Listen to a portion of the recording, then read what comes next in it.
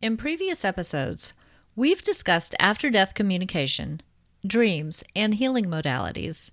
In tonight's conversation, we'll cover all of this and more, all from new perspectives.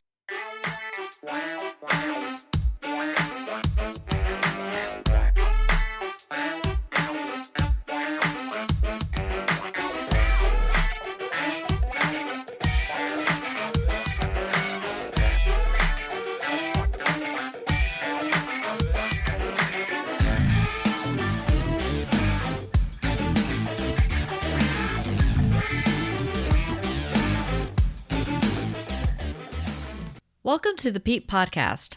I'm your host, Nicole Maroc, and on this episode, I'll introduce you to Dr. Larry Burk.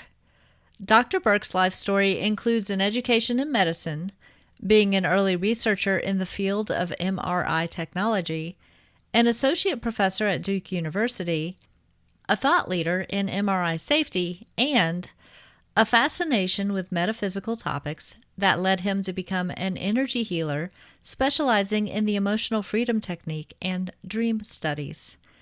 He is the embodiment of Science plus Psi, which is the whole basis for this podcast, and I'm honored to have him on this episode.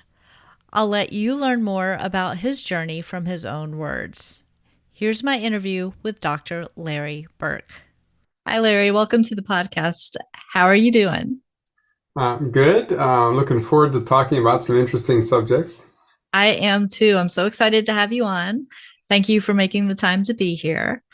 Before we get started talking about those interesting subjects, could you please share with the listeners a little bit about yourself and how you came to be where you are now?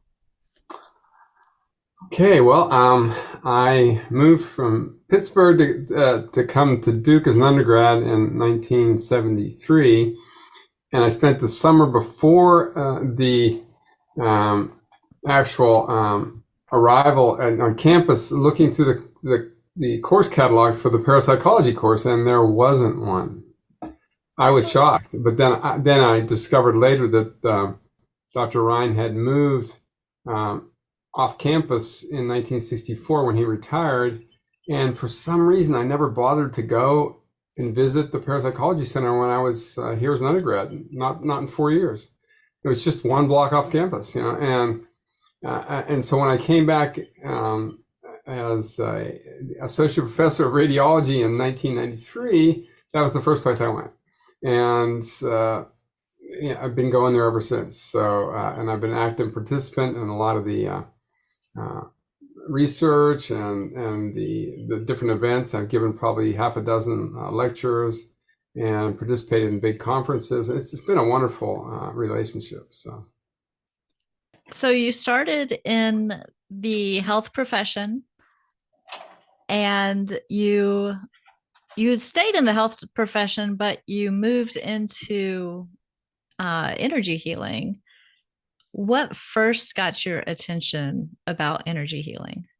Well, I guess I should preface this by saying my life changed rather dramatically in 1987 when a perfect storm of things happened. I was on the National Safety Committee for MRI. My dad got sick with cancer, and I discovered my first metaphysical bookstore in Philadelphia, the Garland of Letters. And the first book I read was on the Secrets of the Great Pyramid. The second book was The Body Electric, Electromagnetism and the Foundation of Life by Robert Becker. And I also watched Shirley MacLaine's Out on a Limb miniseries. So that was the fourth thing that pushed me over the edge. And my friend took me to that metaphysical bookstore as a joke, but I wound up going there every week and bought another book and read them all. And The Body Electric was big for me because at the time in the MRI safety committee, we're just studying the health effects of electromagnetic fields on patients we were putting in the MRI scanner. And so I started doing research on that, and in Body Electric was one of the books I read about that. And in the middle of the book, there was a story about how when Nixon went to China, and one of his reporters, James Reston, had acupuncture for post-operative abdominal pain, and he came back and wrote an article in the New York Times, and all the acupuncturists from around the country came out in force to put their shingles out, and people started flocking to acupuncturists. And the NIH kind of freaked out and said, "Oh, we don't know how this works, but it must be electromagnetic." So they gave Becker a bunch of money to study it. And sure enough, in the middle of that book, he had a diagram of almost like a contour map around an acupuncture point, which showed that the skin resistance dropped dramatically when you went over the acupuncture point. And the caption on the picture was, "Acupuncture has an objective basis in reality." So that made me seriously want to study acupuncture. And it took me about 10 years to finally do that in 1998. In the meantime, a lot of my MRI patients were claustrophobic, and I learned hypnosis to help them get through the MRI scanner. And so years later, in 98, I took the acupuncture course. I co-founded Duke Integrated Medicine Center, and then was education director there for 4 years. And one major thing happened to me there was I got introduced to emotional freedom techniques, which was EFT, or the tapping technique, and discovered that was a perfect combination between acupuncture and hypnosis.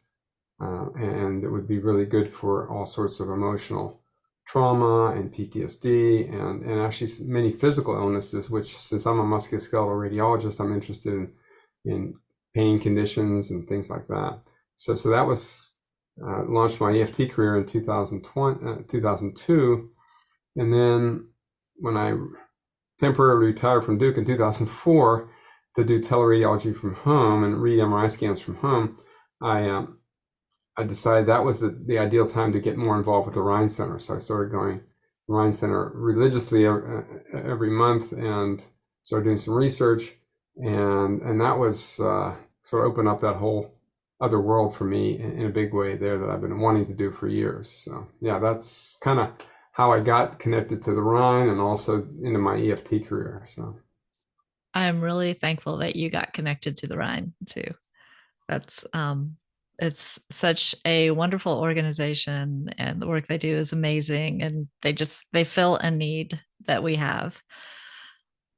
So going back to EFT, I've had sinus issues since we moved to North Carolina in the 90s, early 90s. And I have had several friends in the last year say, "Nikki, have you tried tapping?" And I'm like, "What is tapping?" And they tried to explain it to me, but I don't think there's anybody better to explain it to me than you. So could you let us know how that works? Sure. So the whole idea in a nutshell, it can be summarized in a computer metaphor, and that's every bad thing that ever happened to you is like a malware program that gets downloaded into your acupuncture meridians and then uploaded through your nervous system into your brain and the limbic system, where all the emotional processing occurs. And there's a file up there for every bad thing that ever happened to you, and there's a picture and a story and this malware program that runs your body back to the original event, and whatever physical reaction you had then is stored in that program. And so when we do the tapping, we just find the file name, whatever it is, and have the client repeat the file name, which starts the program running in a controlled way, in just a way to get it going, so that then they can start hitting the acupuncture points with their fingers.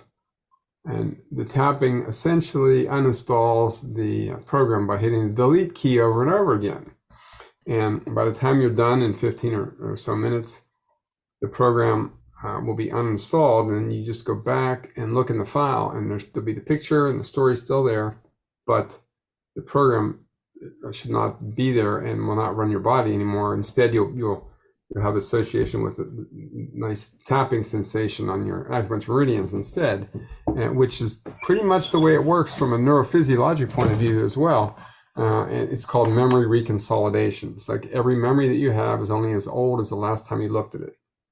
And so if you open up the memory file and you do some tapping and eliminate the malware program, and you save it again like a computer file, it's not the same file it was when you started. So that's how it works. And it works sometimes amazingly quickly for people with combat PTSD, car accident PTSD, any sort of abuse, trauma, and that's pretty heavy duty stuff, but it also works for athletic performance, any kind of performance anxiety, test taking anxiety. And also I'm interested in the somatic metaphors where your body is speaking to you in a language of symptoms. And if you can figure out what the message is, sometimes you can tap away the emotional roots of it. And that's, you mentioned sinusitis, that's a particular interest because I've had the experience working with a number of clients, and I've also had it myself, that postnasal drip is a metaphor for inner crying, which comes from Louise Hay's book, Heal Your Body. And that book, I've used it for 30 years, and thought it was complete at the beginning, but it has nuggets of truth scattered throughout it. And I found it to be a reliable source of body wisdom. And so inner crying is the process for postnasal drip. And sometimes the lungs are involved as well. And it's really grief that's trapped in the sinuses and also in the lungs. And so you can have, and of course, what's going to happen is if you go to your doctor for lung disease or sinusitis, you're going to get antibiotics and maybe antihistamines. And those might suppress the symptoms temporarily, but it doesn't do anything for the root grief that's unresolved. So that's just an example of many different somatic metaphors that the body uses to express its discomfort with emotional imbalances. So. That's really interesting because I saw you mention that. I saw you do a talk at the Rhine a couple of weeks ago, and you mentioned this, and I never thought about it that way. And I thought, okay, well, yeah, I've had some tough times that might have triggered the sinusitis. And then I had a client come to me on Saturday for an emotion code session. And she said that she's having horrible sinus problems. And I said, when did they start?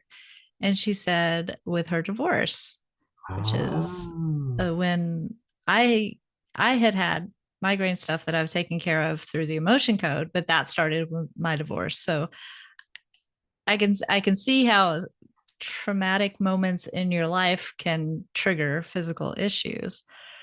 So it's all very fascinating to me. While you were describing EFT, and because this is an audio only podcast, when you were tapping, you're tapping on your face under your eyes. Yeah, I tap on the eyebrow point, the side of the eye, under the nose, on your chin, on the collarbone, under your arm, below your breast, and the top of your head. Do those specific points work for everything, or is it certain points for certain? It's pretty generic. The predecessor of EFT was called TFT, or thought field therapy, and that had specific algorithms to use certain points for certain emotions. But the brilliance of EFT was that Gary Craig made it a generic approach that would be like a Swiss Army knife working for everything. He just changed the phrase to access a different program, and that was a brilliant innovation on his part that we're all indebted to for sure. So yeah, that's a good question. And while we're on the subject, you are going to be teaching a course in May. Do you want to tell us about it? Yeah, it's going to be every Thursday in May at the Duke Integrative Medicine Center, and it's going to be a hybrid course, so it'll be in person and also available on Zoom as well. And it's going to be for 6 to 8 o'clock Eastern Standard Time, or I don't know, Eastern Time, whatever, I don't know, standard or daylight savings, but I usually go through 4 different emotions, one a week. And the first week starts with grief, like we're just talking about. And then the second is shame, which is related to eating disorders of all sorts, food cravings, any kind of cravings. Then the third session is usually about anger and pain, because anger and pain are very closely connected. And then the fourth session is about autoimmune disease and fear, which is sort of, if you think about your body reacting in a fearful way by producing antibodies to, a perceived invader and unfortunately attacking yourself as well. That that's how that works as a metaphor. So, Okay. I will put a link to your website in the show notes. I think you have a page on the site. Do you about uh, this? yeah, I've got a lot of blogs about it, and I will actually afterwards. I'm gonna post another announcement about the course, just Okay. so it'll be easy to find. So, Okay. Yeah. And I'll link to that so that the listeners can easily get to it if they're interested in taking the course. and the website is either larryburk.com, all one word with no E on the end of my name, or letmagichappen.com. It's the same website. Okay. So I'm going to change the subject now. Mm-hmm. The last two episodes I've done have been on after death communication. Ah. And it was kind of a synchronistic thing because I decided two episodes ago to do it on ADC because I had several people in a week ask me about different types of after death communication. And I was like, okay, let me go ahead and tackle this topic. And then the episode that as we're recording this comes out tomorrow is me answering a few follow-up questions from that. And then right after I produced that first episode, I saw that you were speaking at the Rhine, and it just again seemed all very synchronistic. So I definitely want to talk about this with you. When when was the first time that you like what triggered your interest, I should say, in after death communication? Yeah, it's probably related to my dad's death, and well, he got sick in '87 and then died in '94, and that was when I was really starting to go down and I just read a whole bunch of books on near-death experiences, all the books with light in the title in the early '90s, and so I was sort of primed for that, and so the concept of after-death communication was fresh in my mind, and I, I remember when the first one I actually remember is that I used to jog around the alveolar trail around the Washington Duke Hotel when my dad was sick and dying in Pittsburgh, and I would say, um, if you die when I'm not there, please let me know. Like come and tell me. And so fast forward to Martin Luther King weekend of 1994, and I've flown up to Pittsburgh. My dad has already lapsed into a coma and is just doing heavy breathing for hours and hours. And it seems like it's never going to end. And that Monday was the Martin Luther King Day earthquake out in California. We're all watching it on the TV's on right in his bed, and I'm just sitting there watching the earthquake reports, and he's just unresponsive in the bed and just breathing away. And all of a sudden, I got this sense like, oh, I get it. He's waiting for me to leave because my family is back in Durham. I'm going to need to fly them up. It turns out to be the coldest week in Pittsburgh history. It's like 20 below, and all the planes need to be, thawed out and everything. And so I think I need to come get my family. So it's time to like grow up and be a man and go take care of my own family. So I tell my mother and brother and sister I'm leaving, and they were like shocked because I was the only healthcare professional in the family, and I wasn't going to be there. And so, but I got on that plane, I flew home, I felt a sense of peace, like I made the right choice. I walk in the door to my house. My first wife greets me at the door, and with the kind of like the face like they just called, he died. And at that very moment, she said that there's a loud bang on the back of the house. It's like shook the walls, and I ran around the back and looked if there was a log or a bird or something. Nothing. And I knew that was him coming and telling me. So that was my first after-death communication experience. And I felt like I set that one up because I asked him for that. Yeah, that's amazing. So, and I recently took a death doula, like a pre-certification course, because I Oh, was interested mhm. in potentially pursuing that, and I've decided I cry too easily. But one Could be your of superpower. it could be. I don't know if people want. Yeah. Anyway, so I one of the things that they mentioned in that is that a lot of times that's what the person who is passing does. They wait for you to leave because it's easier for them to pass when there's nobody in the room holding them there. Hmm. So very interesting that was kind of the situation for you. And then I was just reflecting back on the discussion we had about EFT, and I realized that that ties into the after-death communication piece because, and you mentioned divorce as well. Well, after my divorce, a few years later, I went out to the movies with my second wife, and it was a drafty theater. I came home. I felt like a scratchy throat. I thought, oh man, I'm getting what in Chinese medicine we call that a perverse wind invasion. That's their metaphor for a viral infection. And I knew exactly what to do for a perverse wind invasion. You take ginger tea, raw ginger tea, as hot as you can stand it. You get in a bathtub and run hot water. And so you drink the hot tea while you're in the bathtub and you sweat out extract the perverse wind. And that works almost every time. And so the next morning, I slept well that night. Next morning, woke up no cold. But the next night, I had postnasal drip. And I was like, I never have postnasal drip. And it was just odd, And so I went for the next, I looked up in Louise Hay's book, and inner crying, I said, not me. And I did some tapping on annoying postnasal drip, nagging, cough, no effect. And so my wife finally said, you're going to cough all night. You're going to be banished to the basement. So I slept in the basement the next night and the next night and the next night. And Wow. it didn't go away. The third night, I'm like really getting desperate. 2 a.m, I am like screaming and tapping and swearing. And I finally just surrendered, like, oh my God, I can't take this anymore.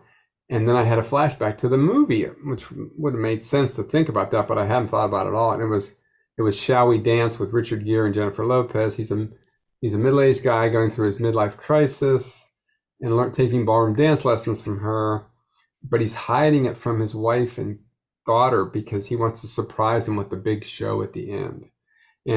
But his daughter can see right through his whole facade. And then it hit me, oh, that daughter reminds me of my 2 teenage daughters. And I miss my daughters since the divorce. I haven't been seeing them that much. I start to cry at 2 a.m. I start to tap.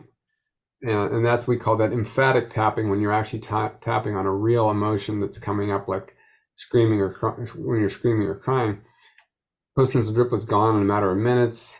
I got up, emailed my daughters, which they thought was kind of bizarre. I said, miss you, kids. But it never came back. It was gone. And the cough went away. I slept well the rest of the night. And then I told that story at a conference I was teaching for mental health professionals, actually. And after I told it, this woman came and said, oh, I think I got exactly what you're talking about. My husband died 9 months ago. I had multiple bouts of sinusitis, bronchitis. I've had lots of antibiotics. I'm scheduled for sinus surgery, in 2 weeks. And she said, I think I need to do some tapping. So I helped her tap on that. And she shared that she had an after-death communication from her husband.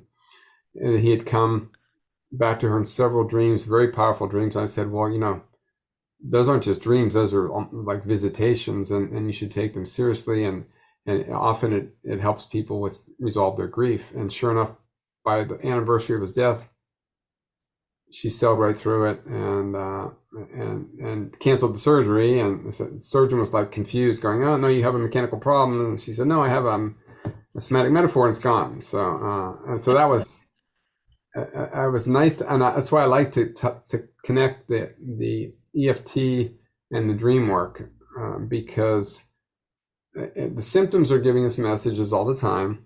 But if we don't get the message from our symptom, sometimes it's easier to get it from your dreams. Right. And that's why I like to combine the two. So. And that actually leads me to another topic. So, dreams and warning dreams, I should say. Yeah. So dreams warning of serious illness like cancer. Yeah, And and I've been keeping a dream diary since that metaphysical bookstore in 1986. So, and I've had some precognitive dreams myself. The first one was actually about my dad, and I was just dutifully keeping my dream diary, not really knowing much about what to do with it, but I was writing them down every night. And so my dad came out for Thanksgiving from Pittsburgh. Hadn't seen him in months. Walked in, looked the usual healthy self. And that night, I had a dream about having a brain tumor on the left side of my brain. And everyone was shocked because I looked so healthy. And I didn't have any real symptoms. And I just wrote it down. I just didn't even think twice about it. It was just, oh, that's an interesting dream. I wrote it down. And then a week later, I got a phone call. I was at the big radiology convention. Oh, your dad just peed blood and went in and had a CAT scan, has a big kidney tumor. And it was on the left side, just like and the brain is like a little bit like the kidney anatomically, has a cortex and a medulla. And my dad had almost no symptoms before this happened. And when I look back to the dream diary a few weeks later, I realized, well, that was when I had the dream, and I picked up on his illness, and I had also corresponded with me starting to read Bernie Siegel, and Bernie was the first doctor who ever gave any credence to working with dreams. So that was a big moment for me to have that experience.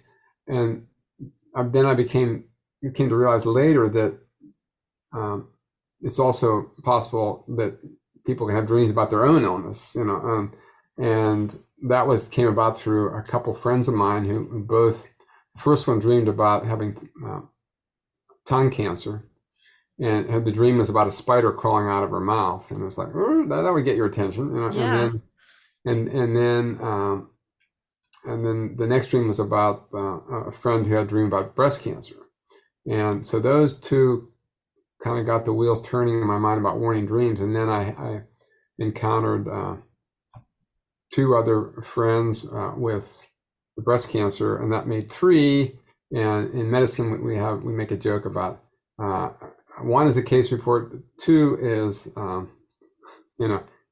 it is like case after case, and then three is a whole series. So I had a series of 3 cases, which prompted me to do a survey sent out through all my social media contacts around the world, and I wound up having 18 women who responded and that they'd had dreams like that. And so that was the basis of an article I published in Explorer, Journal of Science and Healing, and in 2013.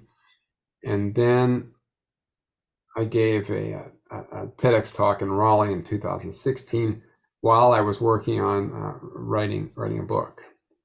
And that, or actually the paper didn't come out till 2015, but the research started in 2013. And then the TEDx talk was in 2016, and cancer warning dreams. And I was coached, be very careful, don't cite anything but peer-reviewed literature, don't make any outrageous claims. I did all those things, and it got released on YouTube, and got 10,000 views in the first 2 months, and it was off and running, and then I made a mistake of requesting, applying for the TEDx the TED Prize, which is $1 million to support research in the field that you gave your talk on. And I thought I could do a lot of good with that $1 million for dream research. And they as soon as I sent that in, a week later, they censored my talk. They pulled it off the website. They slapped a banner on it saying a disclaimer, and it was essentially gone. So I had to promote it on my Facebook page and on my website for the next 5 years. And I finally got to 15,000 views, but by now, if it was still on the TED site, it would have 1 million views by now. So Right. Yeah. And you've given another TEDx talk since then, right? Yeah, and I had written a blog on called The Spiritual Alphabet Soup of Death and Dying, and I happened to get notices about Duke having a TEDx forum as well, and I sent that in thinking this would be fun to do. And so a student run program. And again, the students pick me. I went through all the interviews that you have to do to get selected as a speaker. And then they cautioned me, don't make any outrageous claims, and use only peer-reviewed literature, which I followed to the letter. But I think my stories about, the four abbreviations, the near-death experience, NDE, NDA is nearing death awareness, and then SDE is shared death experience, and final is ADC, which we already talked about, the after-death communication. I think my stories about it were too over the top for TED to tolerate. So that one didn't even make it to YouTube. It got banned out of the starting block. And eventually it appeared on YouTube, but nowhere near the TED website. So no one ever finds it unless they happen to see it on my website. So it's got about 50 views now. So they do an effective job of banishing things. So. Yeah, censorship is brutal when it comes from an organization that is as respected as they are. But you are not the first person who's talked about subjects like this who has been censored by TED. I won't go into that, but I will definitely make sure that there is a link in the show notes to that talk. Yeah, I have both of them on right on the homepage too. So they can okay. So yeah, it's definitely worth watching, listeners. I promise. So spiritual alphabet soup. We have talked about after death communication. I've done episodes on near death experiences. So my listeners, if they've been listening for a while, are aware of those. Shared death experiences are when, correct me if I'm wrong, when a person is in the room with somebody who is approaching death and they go through the dying, the spiritual side of dying with them, but get sent back when they get to the light. Right. That's about right? Yeah, and that's probably the rarest of the four abbreviations. And I hadn't heard of it until Ray Moody published his book, Glimpses of Eternity, in 2010.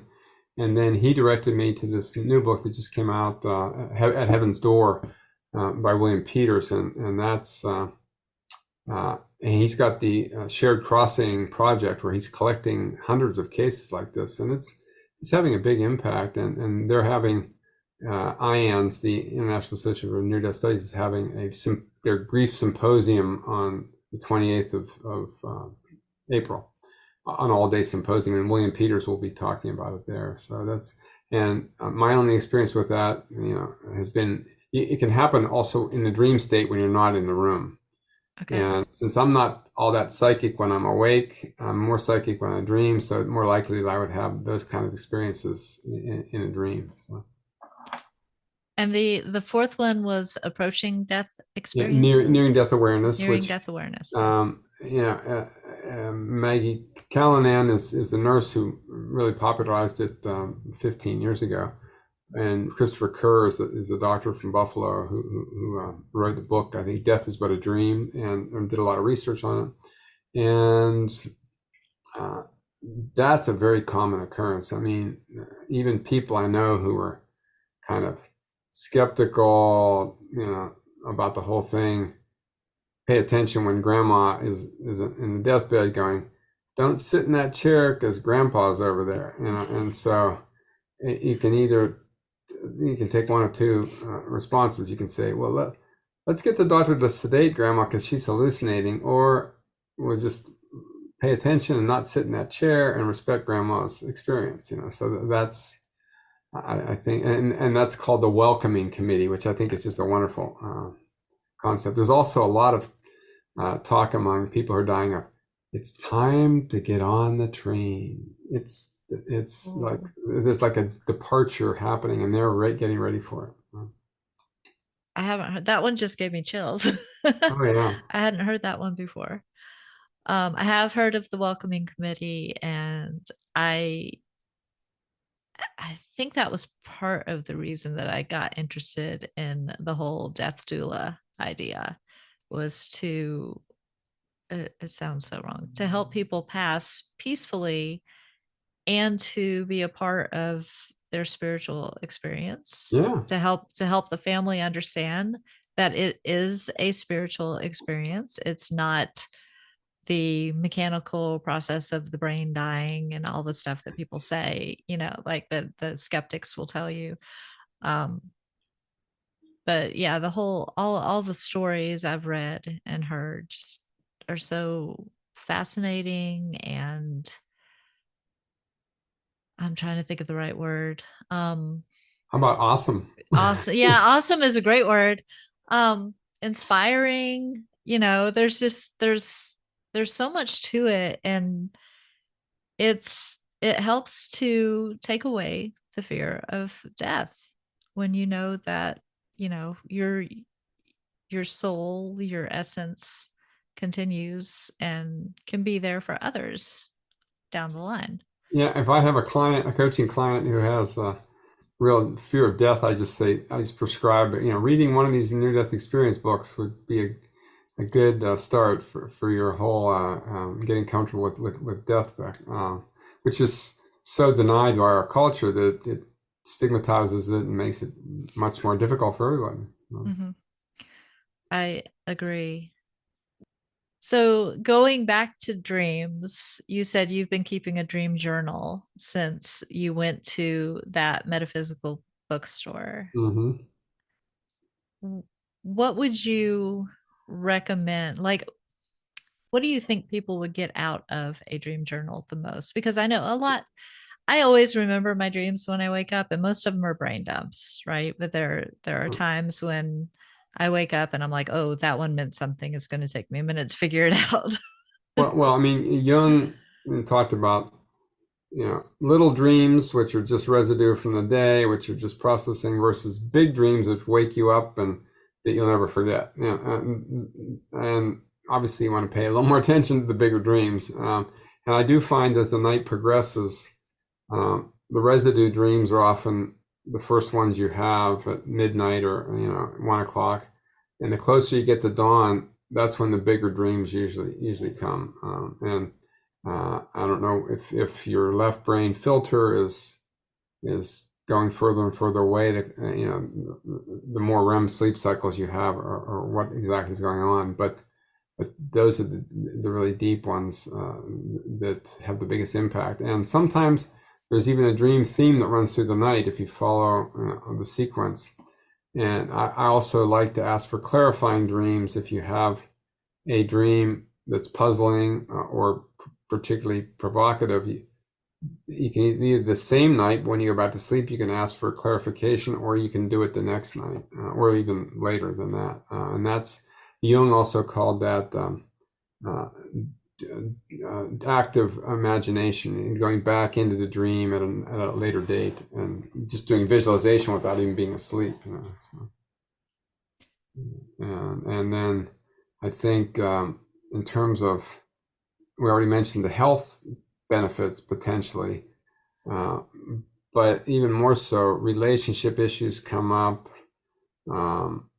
financial, job-related things. Some of the big scientific breakthroughs have come through dreams, and it's your own connection to your subconscious that is solving problems for you all the time, and if you just pay attention. So I think it's a largely underutilized resource. And when I gave that mental health seminar to 100 professionals on EFT, I mentioned dreams, and I said, how many of you keep a dream diary? And I'd say less than 10%, and these are psychotherapists. I said, oh, so I guess not many of your clients are keeping dream diaries either. And it's like, and didn't you have any discussion of Jung or Freud in your training? Oh, we had a week on Jung and Freud. And I was like, okay, I guess that wasn't enough. And so, yeah, it's an art form that needs to come back into vogue. And I always encourage parents of young children to start keeping a dream diary with their children.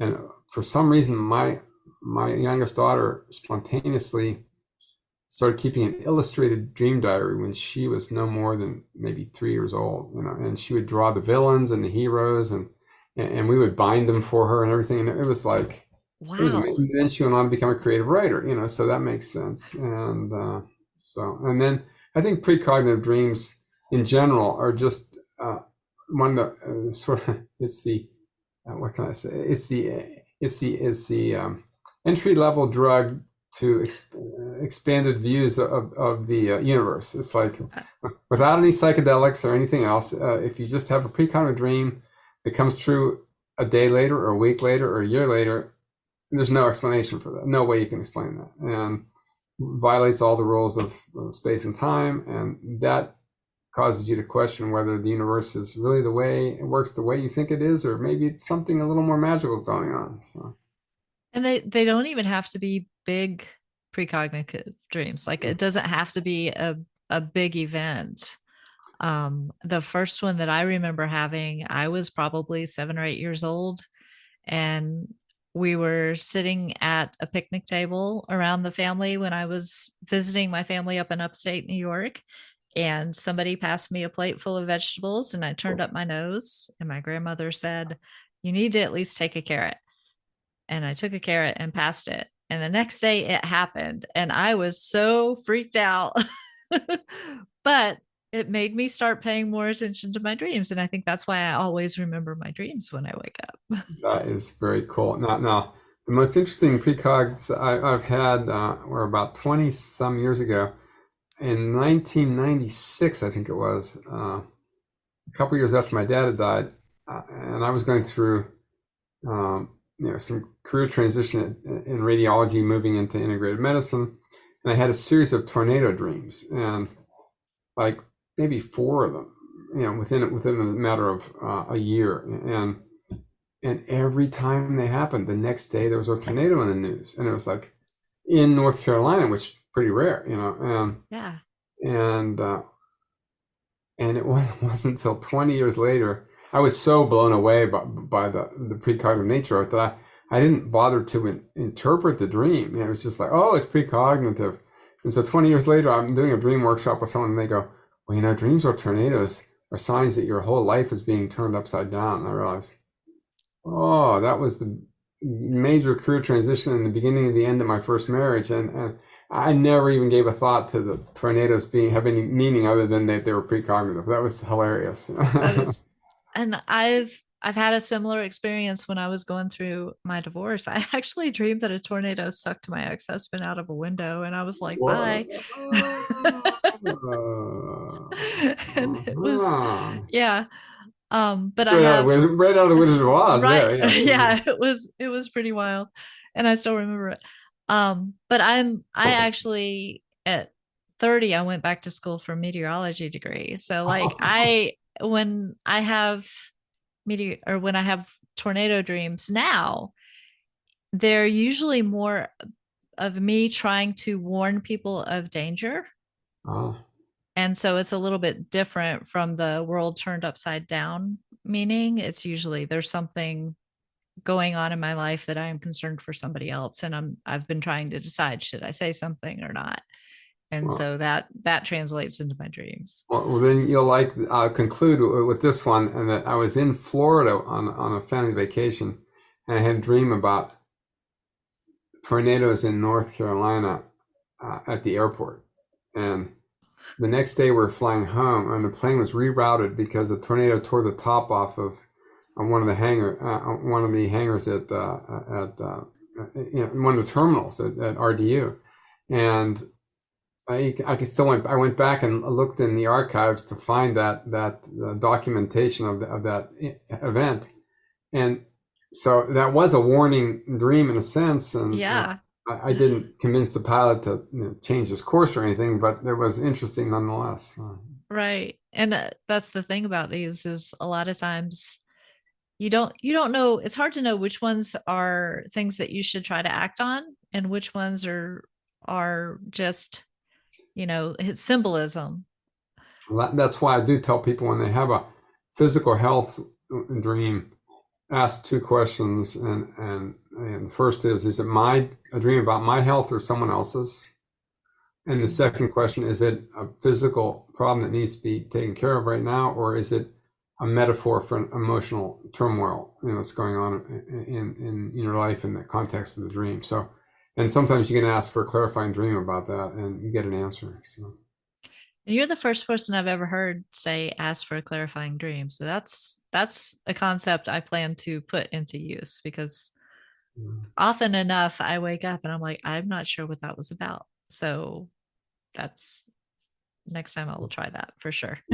Yeah.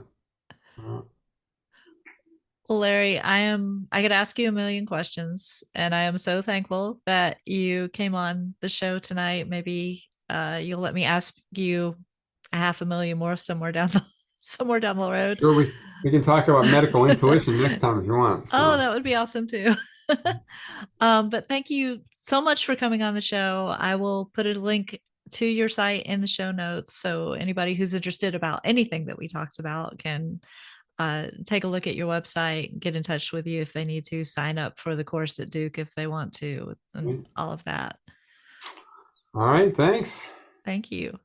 Enough, I wake up and I'm like, I'm not sure what that was about. So that's next time I will try that for sure. Yeah.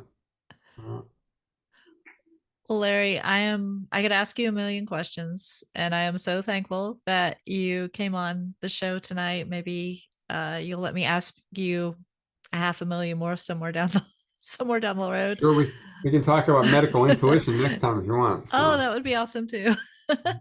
But thank you so much for coming on the show. I will put a link to your site in the show notes, so anybody who's interested about anything that we talked about can take a look at your website, get in touch with you if they need to, sign up for the course at Duke if they want to, and all of that. All right, thanks. Thank you. Thanks to Larry for joining me on the podcast, and thanks to you for listening. If you're interested in sharing your paranormal stories with us, or if you have an idea for an episode topic, please reach out through the contact form at peeppodcast.com. That's PEEP podcast.com. Remember, that stands for People Experiencing Everyday Paranormal. While you're there, sign up for my newsletter to keep up with the podcast and all my creative and energetic endeavors. I only email it once a month. You'll receive briefs on recent episodes, information on any upcoming appearances, and news, as well as some additional fun stuff. For example, in December, I randomly drew the name of a subscriber to win signed copies of my 3 most recent books. If you enjoy the podcast, please give it some rating love on your favorite podcast app. Share it with friends and subscribe so you don't miss an episode. Doing so will help the podcast be found by others. And a huge thank you to everyone who has given the show some love. I truly appreciate it. No matter how you support the show, listening, telling others about it, financial support through the donate button on the website, or any other way, I absolutely appreciate your being here. Thanks again for listening. Stay safe and be well.